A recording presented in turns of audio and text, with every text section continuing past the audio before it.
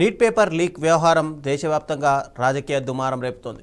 కేంద్ర మంత్రి కిషన్ రెడ్డి చేసిన వ్యాఖ్యలు మరోసారి చర్చనీయాంశంగా మారాయి. నీట్ పేపర్ లీక్ ఘటనలో తప్పు జరిగిందని కేంద్రం అంగీకరించింది. అందుకే వెంటనే రీ ఎగ్జామ్ నిర్వహించామని ఆయన స్పష్టం చేశారు. కేంద్ర విద్యాశాఖ మంత్రి ధర్మేంద్ర ప్రధాన్ రాజీనామా చేయడం సమస్యకు పరిష్కారం కాదన్నారు. ప్రతిపక్షాలు వీధుల్లో ఆందోళన చేయడం కంటే పార్లమెంటులో చర్చకు రావాలని సూచించారు. ఢిల్లీలో జరుగుతున్న నిరసనలను రాజకీయ ప్రేరేపితమని, దేశ వ్యతిరేక శక్తులు పరిస్థితులను అస్థిరం చేయాలని ప్రయత్నిస్తున్నాయని కిషన్ రెడ్డి ఆరోపించారు.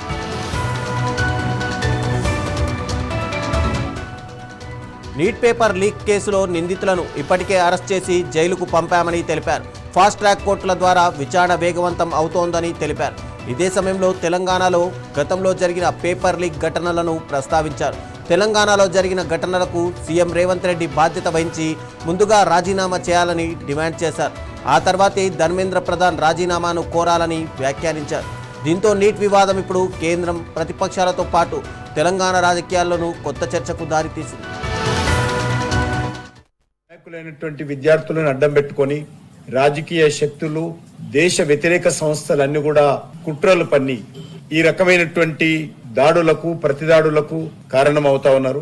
ఈ యొక్క విద్యార్థుల ఉద్యమం వెనుక విద్యార్థులను అడ్డం పెట్టుకొని మళ్ళీ యాక్టివేట్ అయి పనిచేస్తున్నట్టుగా కనిపిస్తుంది.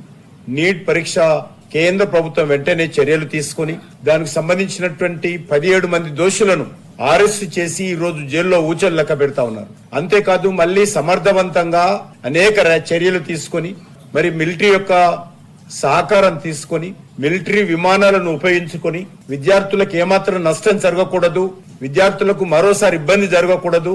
ఉపాధ్యాయులే విద్యార్థులను మోసం చేశారు.